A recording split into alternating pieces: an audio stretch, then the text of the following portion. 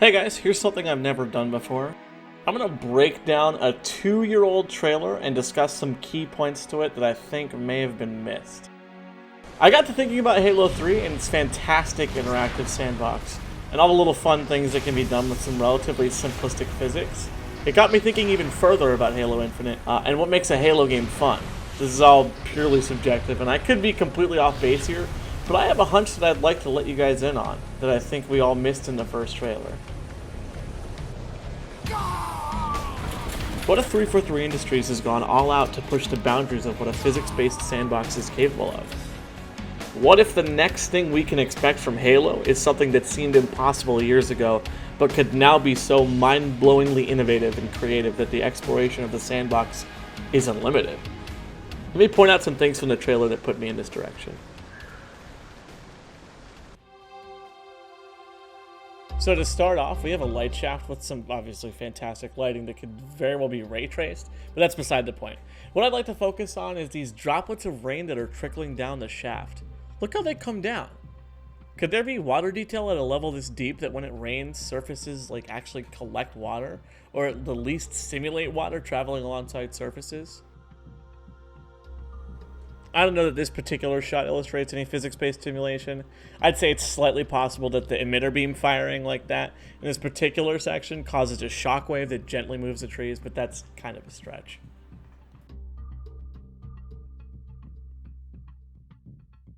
This is the one that actually started me on thinking about the physics of Infinite. I was thinking about water physics in the franchise when I actually watched this segment, and I noticed that the deer gets impossibly close to drinking this water, but is robbed by the emitter beam kind of catching its attention in the background. Did you notice anything about the physics engine from this shot, though? It's not actually an obvious thing. The deer does manage to dip its nose into the water, and that gentle little impact was actually enough to cause a ripple in the water, as you can see right here. This shot, of course, juxtaposes the emitter beam in the background again, and the campfire that seems to just be out of frame actually appears to spark. Is that as a result of the physics-based boom causing the environment to softly shift? It's not. It could be. It's, again, kind of a stretch, but it's possible. We don't really get a whole lot out of this particular shot, but Jesus Christ, those cave paintings look so good. I don't really... The attention to detail in the rendering of those textures is just unbelievable. This shot also kind of sold me on the idea that the physics have been significantly ramped up. The Warthog kind of races by, and the force of that movement sort of picks the dust up and throws it around until it actually reaches the camera's perspective, leading to that clever little transition that leads me to this shot here. Now this shot, honestly, is what really got me. Okay, this is what made me think kind of what I'm thinking. They're changing the way physics works and ushering in a new era of physics-based interactivity. I'm telling you, that's what's happening here. The rhinos are charging by, doing their little rhino thing, and that force alone is enough to rock the entire tent. It slightly displaces everything inside the tent and completely knocks over the radio. And look at this little tool here. It also shakes, and so does this cassette-looking thing as well. Now, as if to scream the point I'm trying to make, we see the path the rhinos have taken. It epitomizes the points I initially made about water collecting and being simulated realistically. But of course, on top of that, we have quite possibly the best looking footprint rendering I think I've ever seen. Red Dead 2 does something kind of similar to this, but it doesn't really compare. I wouldn't be surprised to find this is a logical progression of that same method. Look at this boy breathe. I guess it's a cold day, huh? Could this actually be weather contextual breath physics? That's maybe a little too much of a stretch. And probably it's just them kind of showing off that they are capable of showing breath like that. But, I mean, you never know. The horse balls shrink in Red Dead 2, so anything's possible. You guys like beams of light? You never seen those before? Oh, Lord, he coming. As the rhino actually gets up, the grass generally wobbles here. Nothing new here with that. Like, that's not exactly groundbreaking tech, but I just felt it was worth kind of mentioning here. Oh, you've got this shot of the tree trunk here. And you can actually see that time is slowed down to show off this particular shot.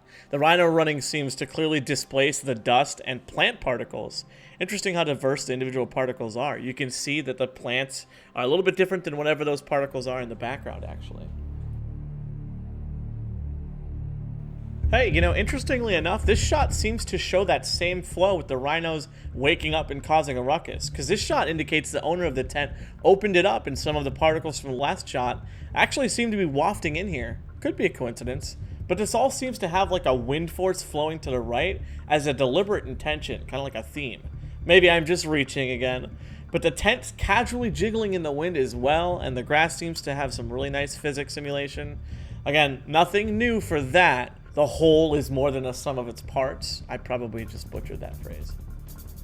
Here we've got a shot inside the Pelican where we can actually clearly see some dust particles floating around, as well as a shadow of a strap that seems to be off screen here.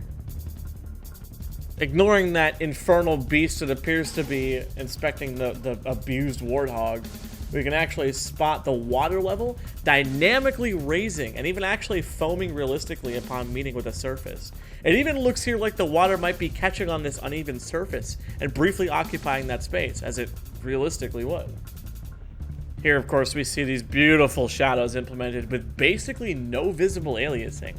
This is a demonstration, so could very well not actually be something we get. Notice how the water gently occupies the form around it as it fills in the surface area. Looks great, don't it?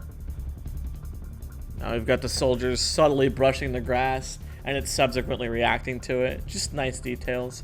Then we've got the soldier physically dropping the flare here, and it funneling into a beautiful display in the air for Chief to spot here in this next shot right now.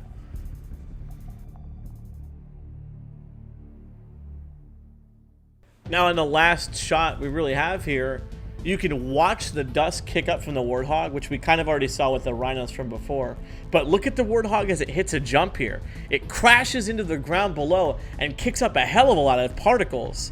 Dynamic, contextual reactions from the environment. I'm telling you, I think we're getting quite a bit of what's on display here. Also, I never really noticed the Marines sitting in the back in the passenger seat here. Not exactly an observant person. I'm not going to pretend to be. I really had to let that shot continue to roll because goddamn, goddamn! How can that not get you hyped?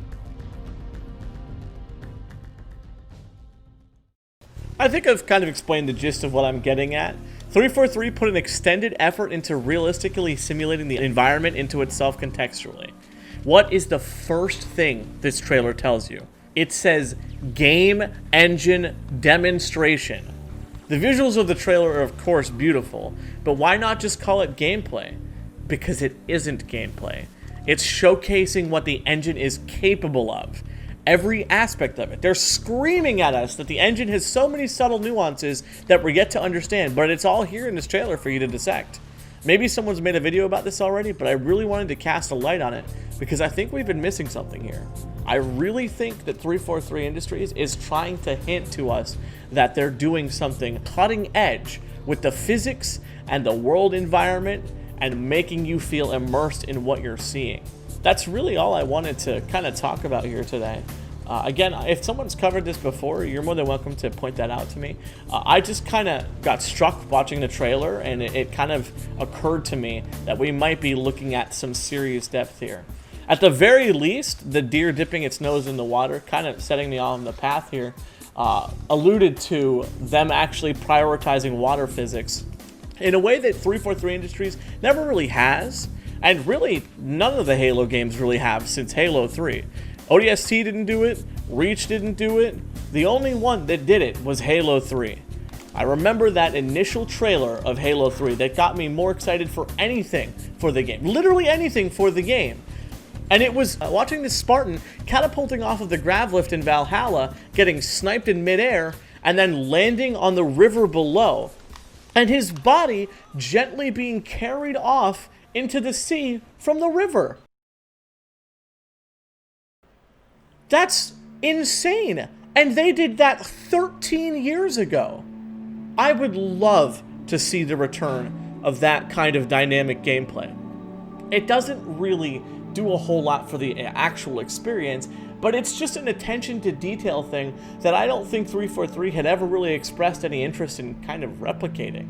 And it's something that I hold near and dear to my little Halo heart. That's pretty much all I wanted to cover here, guys. I hope you enjoyed this. I really have never done anything like this before, but I'd love to do some more stuff like this in the future.